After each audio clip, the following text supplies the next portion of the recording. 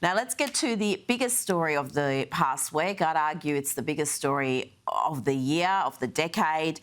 Director of National Intelligence, Tulsi Gabbard, declassified documents revealing overwhelming evidence, Josh, that demonstrated how Barack Obama, together with his national security team, the likes of John Brennan and James Clapper, they manufactured intelligence to create the entire 2016 Russian election interference narrative.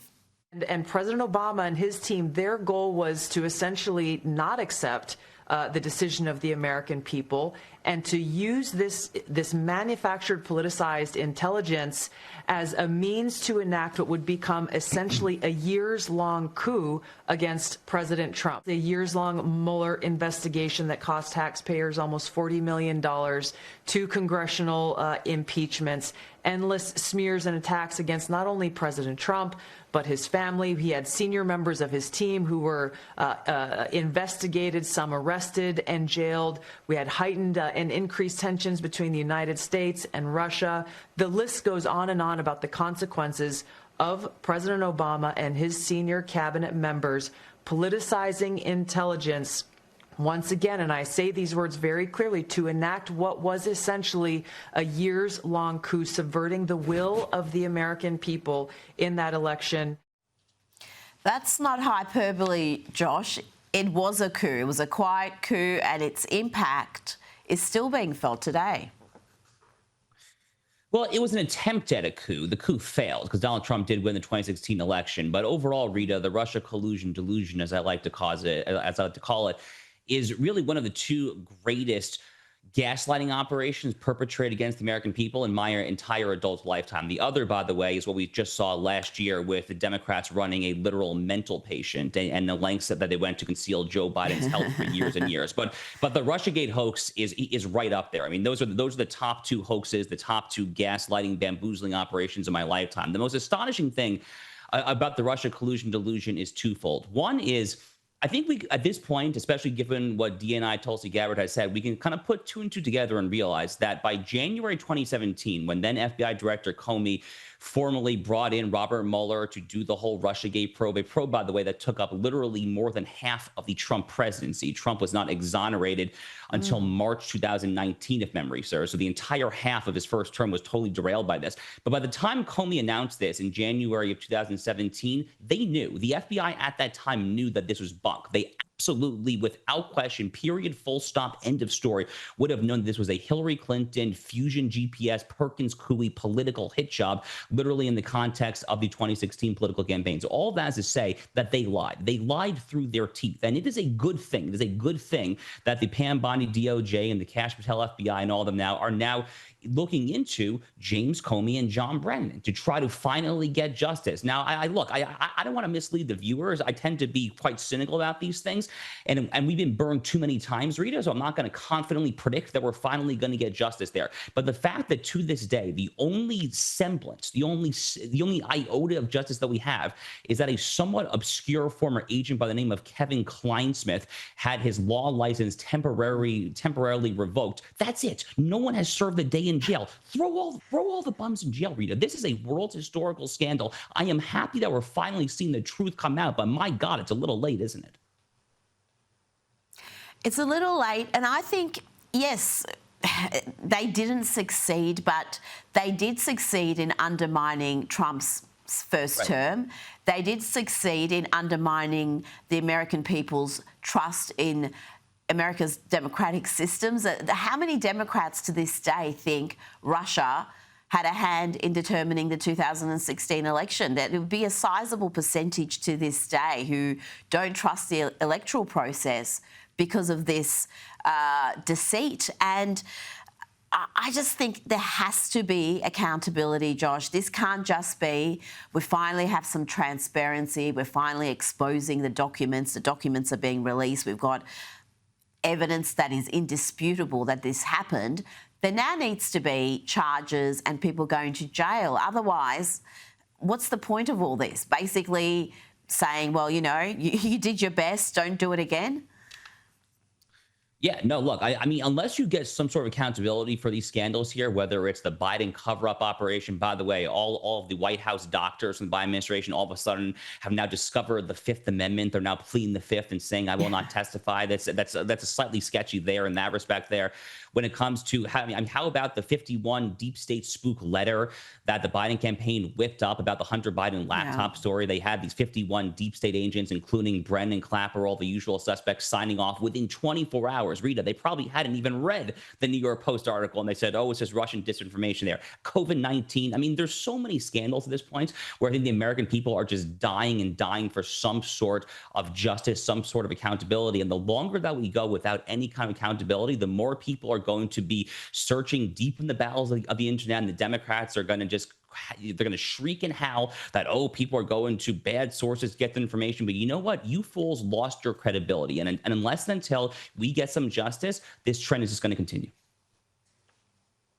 Yeah, and so much of this happened after Trump won. So during that transition period, after he won in November 2016, before he was inaugurated, is where these documents show that the Obama administration decided, well, yeah, the evidence shows there was no Russian interference, but we're going to create our own evidence and completely undermine his term in office. And I think the media's role in this cannot be underplayed either, Josh.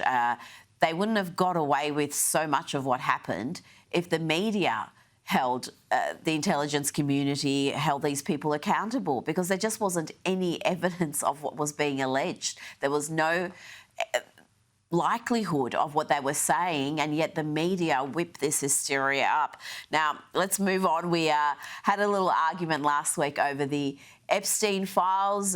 You're not too concerned with the story. I am. I want to know how this character came to have this enormous wealth and influence and seemingly protection from authorities for so much of his life. But the polls are in, and I hate to say it, but you were right. I think this one surprised me a bit because of all of these complaints online going after Trump and the Epstein files. You might think his approval ratings were going down, Republicans. If anything, they're going up. Republicans who approve of Trump, look at our CNN poll. The prior one, 86%. The one out this week, 88% were Republicans. How about Quinnipiac? The prior poll, 87% approve of Republicans. This week out, 90% were Republicans. If anything, Donald Trump's approval rating has gone up since this whole Epstein saga started. He is at the apex, or close there too, in terms of his popularity with Republican voters, Epstein files, complaints, or not. Now, to be fair, Josh, I never thought this story was going to fracture Trump's supporter base, as some others were alleging, but it's had no impact whatsoever. If anything, his popularity has gone up according to those major polls. So, Rita, let me just clarify that. I do not think the administration has handled this well. I'll be the very first to say that Attorney General Bondi in particular, it is literally impossible to reconcile her various statements on this. So I'm definitely not going to offer a full-scale apologia for the administration on this one. Rather, my only point is that, and I think that now we see the polling data, which corroborates what I was saying, is that I think that the Trump administration is winning on basically all cylinders right now. I mean, with this Epstein files saga aside, I mean, look at literally everything else. Border crossings down to historic lows. I mean, literally approaching zero on a day in, day out basis. We're not there yet, but we're getting shockingly close. Massive victories at the U.S. Supreme Court when it comes to everything from chemical castration on minors, aka so-called gender-affirming care, to nationwide injunctions, to various other major legal victories there. I mean, the Trump administration is just winning. I mean, even on Donald Trump's thus far signature political economy issue, the issue of tariffs, which has been one of the most contentious, controversial issues here in the United States there. It turns out that the new month, for which we have data from the federal government there's actually been a massive increase in revenue into the U.S. Treasury from the tariffs. So the crazy old guy's even done it on the tariff issue, right? So he's basically winning on all cylinders. And, you know, Rita, my only point is, look, I mean, the Epstein thing is definitely sketchy. There are a million details there that are deeply, deeply sketchy. The suicide, I mean, all of it. I am definitely not saying it's not sketchy. All I'm saying is that I think the median Trump voter voted for Trump on the kind of issues that he is winning on, and less so for this Epstein issue that he is not necessarily winning massively on. Now, before you go, I'm interested in your take on the meltdown we've seen in the media amongst actors and commentators over Stephen Colbert's terrible, terrible program being axed. He's been on air for 33 years, had a massive run, Josh, this show was losing between $40 and $50 million a year. The audience had plummeted, and yet people are saying this is a political hit job.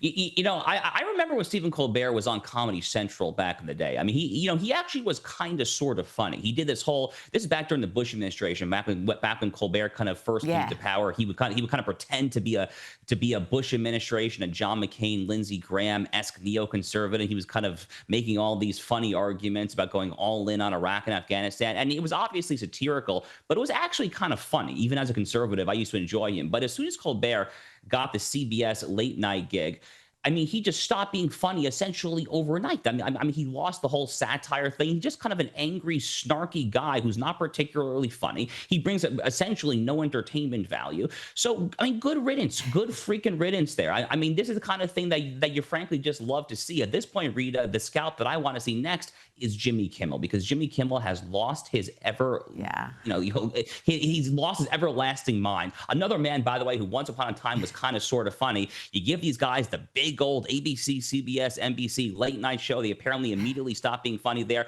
So good thing that we got Colbert. I say let's get Jimmy Kimmel next, though. They're just miserable moaners masquerading as comedians. There's nothing funny about them these days. They just lecture incessantly from a far left point of view, and no wonder Greg Gutfeld is cleaning up, is the highest rating in that late night time slot. Josh Hammer, thank you so much for your time. Thank you, Rita.